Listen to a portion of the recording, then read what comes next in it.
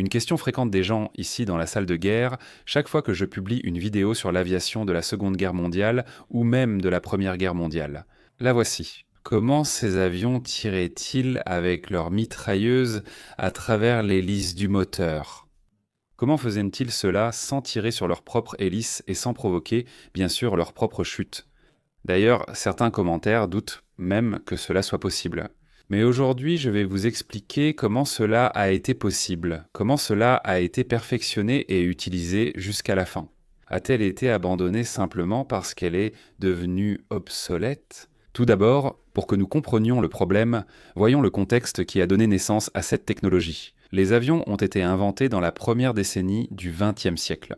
La question du rôle de pionnier des frères Wright, de Santos Dumont et d'autres inventeurs reste donc ouverte. Peut-être que vous ne savez même pas qu'ils existent. Mais ils revendiquent aussi la création de l'aéronef, peu de temps après que ces premiers avions soient devenus relativement sûrs et faciles à piloter.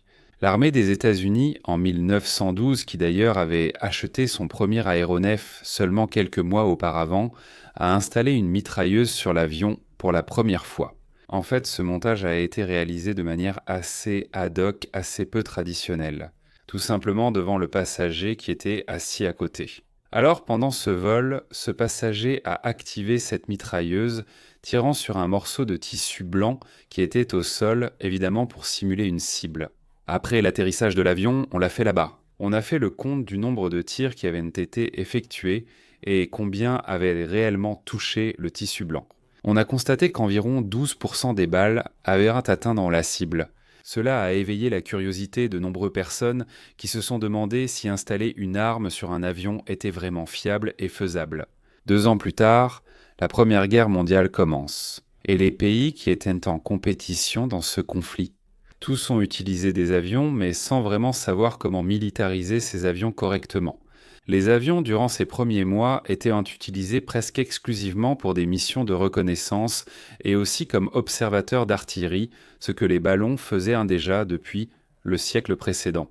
Les premières bombes ont été larguées depuis des aéronefs, elles étaient larguées manuellement. Le gars prenait littéralement la bombe à la main et la lâchait dehors, où elle tombait sur la cible. De la même manière, les premières armes à feu qui ont été tirées pendant la Première Guerre mondiale à partir d'aéronefs étaient des armes personnelles, comme des pistolets, que les pilotes eux-mêmes portaient pour leur autoprotection au cas où ils tomberaient derrière les lignes ennemies. C'est donc de cette manière que ces aviateurs ont commencé à se tirer dessus les uns les autres. Soudain, quelqu'un a eu l'idée d'installer des mitrailleuses sur ces avions.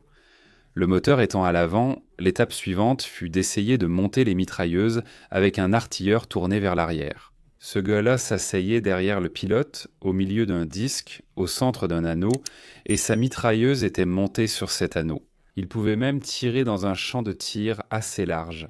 Mais même cette solution ne s'est pas révélée très satisfaisante pour les aviateurs, qui avaient un peu très envie de tirer sur les avions ennemis en pointant leur propre avion vers l'ennemi, et pas seulement une mitrailleuse à l'arrière, sans contrôle direct de leur part. Et c'est pour résoudre ce problème que les premières tentatives ingénieuses ont commencé à être développées. La plus remarquable est celle accomplie par le Français Roland Garros. Ce même gars dont le nom est aujourd'hui associé au grand tournoi de tennis et que vous ne connaissez peut-être pas. Mais il a aussi été pilote de chasse pendant la Première Guerre mondiale, très ami avec un concepteur aéronautique appelé Raymond Saunier. Propriétaire de Morin-Saunier, fabricant d'avions de chasse pour la France durant les 2 guerres mondiales. Et Garros a développé l'installation de plaques métalliques qui étaient emplacées là, à mi-hauteur, sur les pales de l'hélice, exactement à la hauteur de la mitrailleuse. Et ces plaques métalliques avaient pour fonction de dévier les tirs qui touchaient directement l'hélice. Il a testé cette solution en vol et au combat, obtenant d'excellents résultats. Et mélangé là, ce n'était pas aussi efficace qu'il le pensait. Bien que la plupart des tirs tirés par la mitrailleuse soient effectivement passés entre les pales de l'hélice. Mais ce système était assez gênant et aussi sujet à des défaillances catastrophiques, donc ce n'était pas quelque chose de permanent.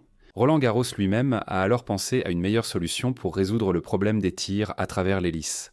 Et alors ? Il est allé chercher quelques brevets qui avaient été approuvés dans les années précédant immédiatement la Première Guerre mondiale, mais qui n'avaient jamais abouti à rien. Fragile. Aucun prototype fonctionnel.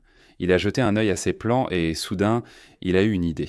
et il a commencé à installer sur son avion un prototype d'un système de synchronisation de tir avec l'hélice. Je dois souligner que ce n'était pas encore un système fonctionnel. Garros faisait les premiers essais d'une idée à lui. Mais le 18 avril 1915, il revenait, survolant un territoire occupé par les Allemands, et il a été abattu. Il a réussi un atterrissage forcé et tenté de détruire son avion, qui abritait le prototype de son nouveau système précieux, devant rester secret d'État. Mais il n'a pas réussi à détruire complètement l'avion, étant capturé par les Allemands et emmené en prison. Quand les débris de l'avion de Garros avec ce système ont-ils été saisis et emmenés en Allemagne? Ils ont été montrés à un jeune ingénieur d'origine néerlandaise qui travaillait en Allemagne, appelé Anthony Fokker. Fokker n'avait que 25 ans. Et depuis déjà quelques mois, il réfléchissait à une solution pour résoudre le même problème que Garros essayait de résoudre.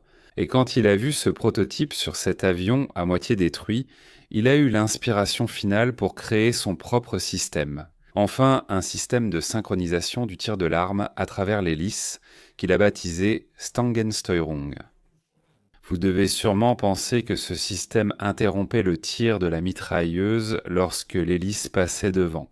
Mais ce n'est pas le cas, et je vais vous expliquer pourquoi. Ces mitrailleuses allemandes, en général, étaient pour les mitrailleuses 8 Maschinengewehr Aar, qui avaient une cadence de tir d'environ 8 coups par seconde. Mais les moteurs utilisés par Fokker dans ces avions tournaient à une fréquence bien plus rapide que cela, ce qui rendait tout à fait possible que la grande majorité des tirs de la mitrailleuse soient interceptés par les pales. Alors pour que nous puissions commencer à comprendre ce système, partons du principe que la mitrailleuse sur les aéronefs, qui est une arme automatique, a commencé à être utilisée comme une arme semi-automatique. Et pour expliquer une partie très importante de ce système, il serait peut-être intéressant d'utiliser l'analogie de la mécanique automobile. En particulier là-bas, sur l'arbre à cames, dans la culasse, où il y a ces disques irréguliers que l'on appelle des cames ou des excentriques. Au fur et à mesure que cet arbre tourne, il force l'ouverture et la fermeture des soupapes. Le système du Fokker fonctionne de façon similaire. Fokker a placé un grand disque juste derrière l'arbre du moteur aéronautique. Camille avec deux bosses quant à eux qui étaient remplacés que les mains étaient à 90 degrés par rapport soit aux pales de l'hélice. Et là, sur la mitrailleuse, il a adapté sur la gâchette une tige qui devait venir juste au-dessus de ce Camille. Avec une protubérance vers le bas durant tout le vol, normalement elle restait éloignée et ne touchait pas le Camille, laissant la mitrailleuse tranquille. Quand le pilote trouvait la cible et voulait tirer, il pointait d'abord tout l'appareil dans la direction de la cible, puis il appuyait sur sa gâchette. Sa gâchette alors fait descendre cette tige qui vient toucher le Camille qui était monté derrière le moteur. Alors quand cette protubérance qui est à 90 degrés de la pale de l'hélice touche cette tige, elle active l'arme. Et l'arme alors crache le feu pendant que l'hélice est à 90 degrés hors du champ de tir. Ce processus se répète tout au long du combat, chaque fois que le pilote veut tirer une rafale contre l'ennemi. Le système d'Anthony Fokker a été mis en service en juillet 1915, 60 jours après la capture du Garou, sur les Fokker-Eindecker, monoplan Fokker. Cela a conduit à une période de 6 mois de suprématie aérienne, durant laquelle les pilotes allemands ont eu un immense avantage sur les Alliés. Et cette période est devenue connue sous le nom de fléau des Fokker. Ce système allemand était très basique, mais il fonctionnait, même s'il devait être calibré pour chaque avion individuellement, et finalement dans les mois suivants. Des avions allemands équipés de ce système ont également été capturés par les Anglais et les Français, qui ont développé leur propre version d'avion quelques années plus tard. Et cela a fini par faire du synchronisateur de mitrailleuses à travers l'hélice une norme pour les deux camps du conflit. Jusqu'à la fin de la Première Guerre mondiale, les Allemands eux-mêmes ont développé de meilleurs systèmes au cours des dernières années du conflit. Et tout à la fin, là, en 1918, ils étaient déjà sur le point de remplacer le système mécanique et hydraulique qu'ils utilisaient comme déclencheur par un système électrique. Ce système électrique n'a été récupéré qu'en Allemagne. La fondation de la Luftwaffe en 1935 a équipé tous les principaux chasseurs allemands jusqu'à la fin de la Seconde Guerre mondiale. Fait curieux, le système de synchronisation à travers l'hélice a commencé à disparaître dès la fin des années 30. Ici, en Occident, même si les Allemands, les Italiens, les Japonais et les Russes ont continué à utiliser le système jusqu'à la fin de la guerre. Mais en Occident, on s'est rendu compte que cet armement de mitrailleuses de calibre 30, du calibre d'un fusil, serait insuffisant pour abattre ces nouveaux grands bombardiers quadrimoteurs en métal. Alors, les concepteurs d'avions de chasse ont commencé à se concentrer sur l'installation d'un armement lourd de calibre 50 uniquement dans les ailes de l'avion. Vous remarquerez que le dernier chasseur américain, avec armement au-dessus du moteur, tirant à travers l'hélice, était le Curtiss P-40. Après la Seconde Guerre mondiale, les Soviétiques ont continué à utiliser ce système sur leurs chasseurs Lavochkin et Yakovlev. Mais le système a été définitivement retiré avec l'introduction des avions à réaction. Alors, cette explication vous a plu? Si c'est le cas, partagez cette vidéo avec vos amis. N'oubliez pas de mettre un pouce bleu en dessous et laissez aussi votre commentaire en disant ce que vous en avez pensé. Je vais m'arrêter là. Une grosse accolade et à la prochaine.